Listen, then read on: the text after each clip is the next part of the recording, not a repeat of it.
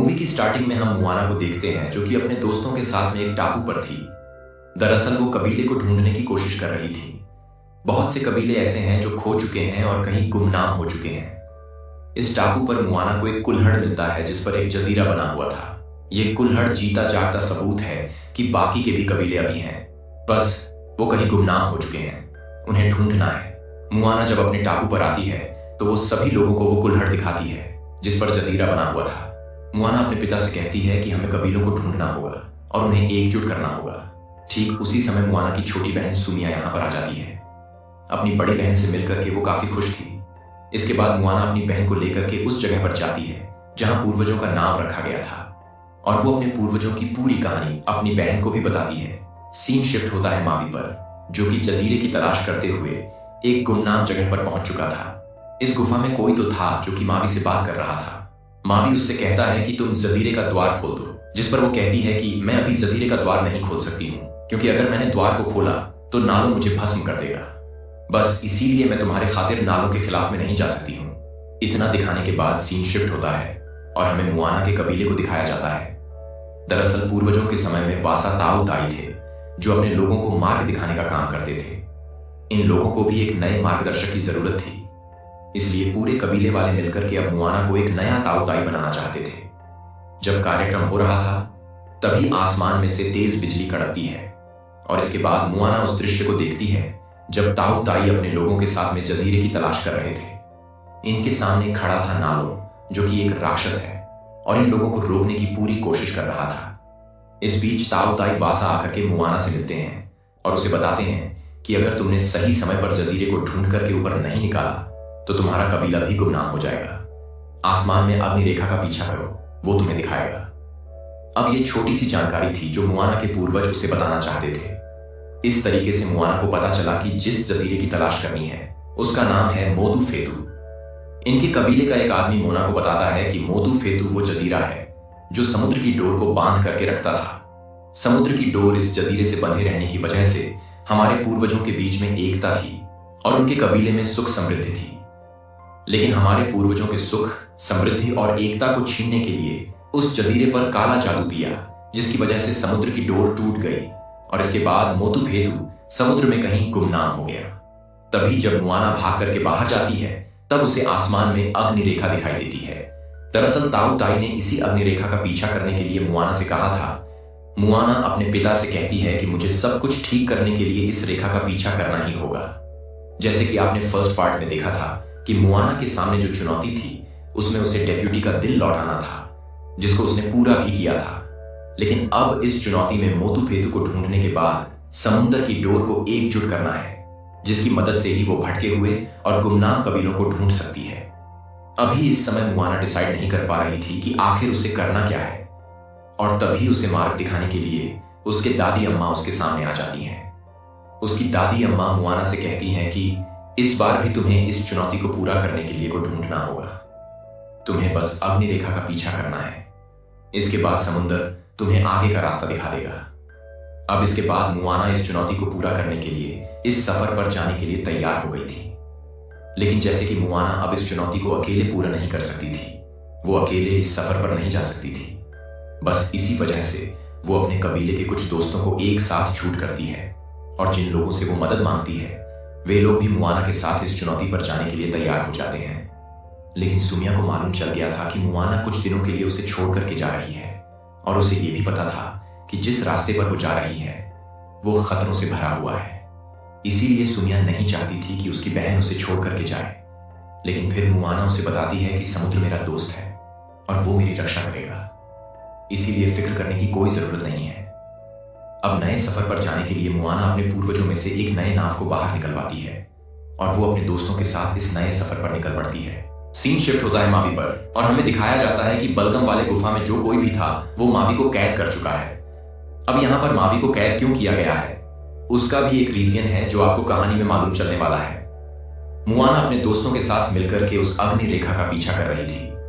सब कुछ तो ठीक चल रहा था, लेकिन तभी अचानक से धमाका होता है और वो जो अग्नि रेखा थी वो तबाह हो जाती है। इस बीच जो समुद्र था वो भी इन्हें धोखा देने लगता है। बहाव की वजह से इनकी नाव गलत रास्ते पर जाने लगती है। समुद्र के लुटेरों को आप अच्छे से जानते हो। जी हाँ, काकामोरा की बात कर रहा हूं, जो अपनी नाव लेकर के इनके सामने आ जाता है। दरअसल काकामोरा की एक नाव विशाल सिपी में फंसे हुई थी, जिन्हें वो रस्सी से बांध करके खींच रहा था। लेकिन इस दौरान मुआना की जो नाव थी वो उस सिपी के अंदर जाने लगती है। अपने नाव को बचाने की खातिर काकामोरा के नाव में बंधी हुई रस्सी को लेकर के मुआना उसे अपने नाव में बांध लेती है। लेकिन इसके बारे में काकामोरा को खबर मिल जाती है और वो इन सभी लोगों को अपने नाव पर खींच लेता है। वैसे तो काकामोरा समंदर का लुटेरा है और वो किसी को बख्शता नहीं है। वो जब इन लोगों को मारने के लिए जा रहा था तभी उसे मालूम चलता है कि ये लोग मोतू फेतू को तलाश रहे हैं। इस चीज को देखने के बाद काकामोरा इन्हें मारता नहीं है, बल्कि इनकी खातिरदारी करने लगता है। इसके बाद काकामोरा भी इन लोगों को अपनी कहानी बताता है।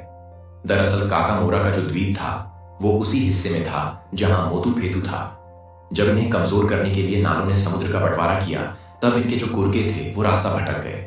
मतलब कि सीन ऐसा था कि ये लोग भी अपने कबीले को ढूंढ रहे थे। अब यहाँ पर काकामोरा मुआना से कहता है कि हम तुम लोगों को सिपी से बचाएंगे, लेकिन इसके बदले में बस मुआना को इन लोगों को लेकर के जाना होगा। मुआना ने इससे कोई आपत्ति नहीं दी, क्योंकि इससे तो उसका और काम आसान हो जाता। मुआना कहती है कि ठीक है, मैं ये काम करने के लिए तैयार हूं। अब काकामोरा इन सभी लोगों को ठीक करने के लिए इन्हें नीचे गिरा देता है।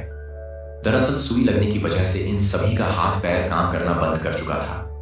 एक बड़ा सा यहाँ पर आता है जो किसी प्रकार का जेली इनके ऊपर छोड़ता है, जिसकी वजह से सभी लोग ठीक हो जाते हैं। इसके बाद काकामोरा एक न्यूक्ली लकड़ी में जहर लगा करके मुआना को देता है।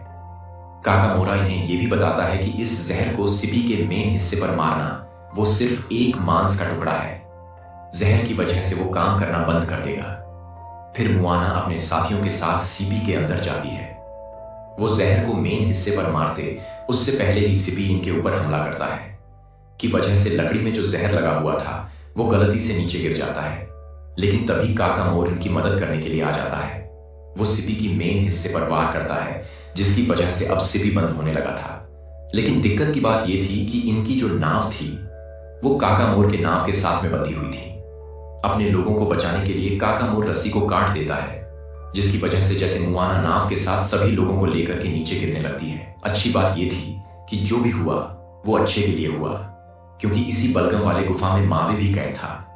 जैसे ही ये लोग नीचे गिरे तभी वहां से मावी भी आजाद हो जाता है। वैसे यहां पर कुछ लोग थे जो मावी के बड़े फैन थे। मावी इन लोगों से कहता है कि अब तुम यहां पर आ गए हो तो यहां से जिंदा बच करके नहीं जाने वाले हो। इतना कहने के बाद वो अपने सूल को ले लेता है और खुद को कांटों से आजाद कर लेता है। लेकिन जब मावी को पता चला कि इनके साथ में मुआना भी आई है तब उसे मुआना की चिंता होने लगती है। दरअसल उसी गुफा में मुआना भी गिरी थी, लेकिन वो कहीं और थी। इस गुफा में उससे मुलाकात करने के लिए आ जाती है। दरअसल ये वही है जिसने मावी को कैद किया था।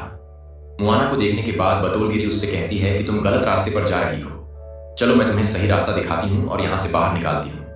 ये सुनकर के मुआना कहती है कि आखिर मैं तुम पर विश्वास कैसे कर लूं और मैं कैसे मान लूं कि तुम मेरी मदद करना चाहती हो। जिसके बाद बतौलगिरी कहती है कि मैं चाहती हूं कि तुम मोतू फेतू को ढूंढो और नालों के शराब को खत्म करो, क्योंकि नालों ने मुझे भी शराब दिया है और उसकी शराब की वजह से मैं भी यहां कैद हूं। नालों के शराब को तोड़ने के बाद ही मैं यहां से आजाद हो सकती है। बताती है कि अगर तुम यहां से बाहर निकलना चाहती हो तो तुम्हें इस रास्ते को खोलना होगा। ठीक उसी समय यहां पर मावी भी आ जाता है। उसी समय मुआना पतवार से उस द्वार पर मारती है, जिसकी वजह से धमाका होता है और वो द्वार खुल जाता है। द्वार खुलने की वजह से हर कोई उस द्वार के नीचे गिरने लगता है। अब यहां पर मावी को समझ में आ जाता है कि भक्तौरगिरी ने उसे इस गुफा में उसे कैद करके क्यों रखा था। दरअसल भक्तौरगिरी मुआना के आने का इंतजार कर रही थी। वो चाहती थी कि मावी मुआना की हेल्प करे, इसलिए उसने मावी को यहां पर कैद करके रखा था, क्योंकि उसे पता था कि मुआना यह काम अकेले नहीं कर सकती है। अब इस तरीके से मुआना की मुलाकात मावी से होती है और वो काफी खुश थी, क्योंकि कई सालों के बाद उसकी मुलाकात मावी से हो रही थी। यहां मुआना मावी से कहती है कि हमें किसी तरीके से बस मोतू फेतू को ऊपर लेकर के आना है और मुझे उस पर चढ़ना है, क्योंकि सिर्फ इंसान ही मोतू फेतू पर अपने पैरों को रख करके को खत्म कर सकते हैं। लेकिन फिर वह यहां पर बताता है कि को ढूंढना इतना आसान भी नहीं है। नालों ने अपने तूफान के जरिए को गहरे समुद्र में डाल दिया है, जहां पर इंसानों का पहुंचना नामुमकिन है। लेकिन मैं उसे ऊपर लेकर के आऊंगा। इसके बाद तुम लोगों को उसके ऊपर पैर रखना होगा। ठीक उस समय अचानक से इनकी नाव नीचे गिर जाती है। दरअसल अब ये लोग उस इलाके में आ गए थे जो कि नालों का था। यहां मुआना को पता चलता है कि समुद्र भी उसकी मदद नहीं कर सकता है, क्योंकि इस जगह पर सिर्फ नालों का राज चलता है। नालों ने इन लोगों को खत्म करने के लिए अपना एक राक्षस इनके पास भेजा था। वैसे मावी उसके ऊपर हमला करके उसे मार तो देता है, लेकिन तभी ढेर सारे राक्षस इनके नाव के करीब आने लगते हैं। हमले के दौरान गलती से मुआना का एक साथी समुद्र में गिर जाता है। राक्षस जैसे ही मुआना की नाव पर हमला करता है, उसी समय वो सूरज को देख लेता है। सूरज की रोशनी की वजह से वो वापस समुद्र में भाग जाता है। जो मावी था वो मुआना के उस साथी को लेकर के आता है जो समुद्र में गिर गया था। मुआना को इस बात से काफी डर लग रहा था कि कहीं वो अपने किसी दोस्त को खो ना दे। वो अपने दोस्तों के साथ उस टापू पर पहुंच चुकी थी जहां ताऊ ताई वासा का नाव पड़ा हुआ था।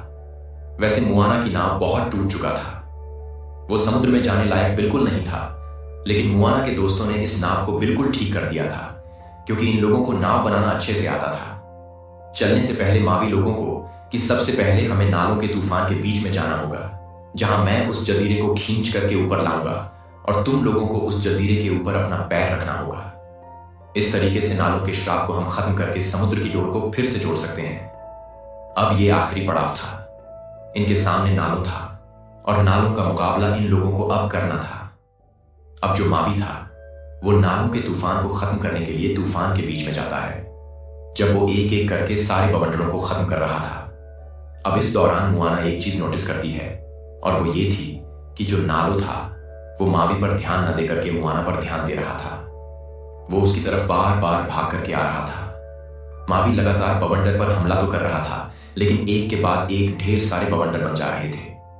अब जब मावी मुआना के पास आता है, तब वो मावी को बताती है कि उसका ध्यान तुम पर नहीं बल्कि हम पर है, इसीलिए हम सभी मिलकर के उसका ध्यान भटकाएंगे और तुम्हें जाकर के मोतू फेतू को खींच करके ऊपर लाना होगा। वैसे इसमें खतरा तो बहुत था, लेकिन फिर भी इन्हें ये तो करना ही होगा। इसके बाद जो मावी था वो नालों के तूफानों के बीच में जाता है, लेकिन इस बार वो उस पर हमला नहीं करता है बल्कि शांत था। नालों का पूरा ध्यान मुआना के ऊपर था, वो उसकी तरफ ही बार बार आ रहा था। जो नालो था वो मावी पर बिल्कुल भी ध्यान नहीं दे रहा था। बस इसी बात का फायदा उठा करके मावी अपने सोल को समुद्र में फेंकता है और मोतू फेतू को ऊपर खींचने लगता है। लेकिन जैसे ही वो मोतू फेतू को ऊपर खींचता है, तभी इसके लिए उसके बारे में नालों को खबर हो जाती है। मुआना अपने साथियों के साथ मोतू फेतू पर पैर रख पाती है। उससे पहले ही नालो मावी के ऊपर हमला कर देता है। इस हमले की वजह से एक जोरदार धमाका होता है। धमाके की वजह से मुआना की नाव समुद्र में पलट जाती है और सब के सब पानी में गिर जाते हैं। मावी जख्मी होकर के पानी में गिर जाता है। एक प्रकार से मावी हार मान चुका था। अब जो भी करना था वो मुआना को करना था। मुआना के दिमाग में एक आइडिया वो सोचती है कि समंदर के नीचे जाकर के वो खुद मोतू फेतू को छू सकती है, इसलिए वो समंदर में छलांग लगाती है और मोतू फेतू के पास जाने लगती है। हालांकि इस बीच नालो भी साथ बैठने वाला नहीं था, वो भी मुआना के ऊपर हमला करता है। हालांकि हमला करने से पहले मुआना मोतू फेतू को छू देती है, जिसकी वजह से नालो का जो श्राप था वो खत्म हो चुका था। लेकिन जब मावी को होश आता है, तब वो फौरन भाग करके मुआना के पास जाता है, जहां वो देखता है कि मुआना आखिरी सांसें गिन रही थी, क्योंकि नालो ने उसके ऊपर बहुत ही बुरा तरीके से हमला किया था। मुआना को जिंदा करने के लिए उसके जितने भी पूर्वज थे सभी यहां पर आ जाते हैं। सभी लोग एक साथ मिलकर के मुआना को अपनी शक्तियां देने लगते हैं, जिसकी वजह से मुआना को होश आ जाता है और वो फिर से ठीक हो जाती है। वैसे मावी का जो सुल था वो कहीं खो चुका था, लेकिन सभी पूर्वज मिलकर के मावी का उसका ढूंढ करके उसे देते हैं और उसकी शक्तियां भी उसे लौटा देते हैं। इसके बाद मावी ऊपर जाता है और अपनी शक्तियां के साथ का इस्तेमाल करके फेतू को ऊपर खींच करके लाता है। यहां पर जो मुआना थी वो शंख बजाती है और इसके बाद समुद्र की जो डोर थी वो फिर से एक दूसरे से बंध जाती है। अब समुद्र की डोर बनने की वजह से जो कबीले खो गए थे वो एक एक करके फिर से एक साथ हो जाते हैं। जितने कबीले गुमनाम हो गए थे उन सभी कबीले वालों को लेकर के मुआना अपने कबीले के पास आती है। एक प्रकार से उसके जितने भी लोग खो चुके थे उन सभी लोगों को वो ढूंढ निकाल चुके थे। इसके बाद को कबीले का एक नया ताऊ ताई बना दिया जाता है और यहां पर मूवी का दी एंड हो जाता है। लौटूंगा ऐसी ही शानदार कहानी के साथ। कहानी अच्छी लगी हो तो वीडियो को लाइक करें, सब्सक्राइब करें और अपने दोस्तों के साथ शेयर करना ना भूलें। मिलते हैं नेक्स्ट वीडियो में।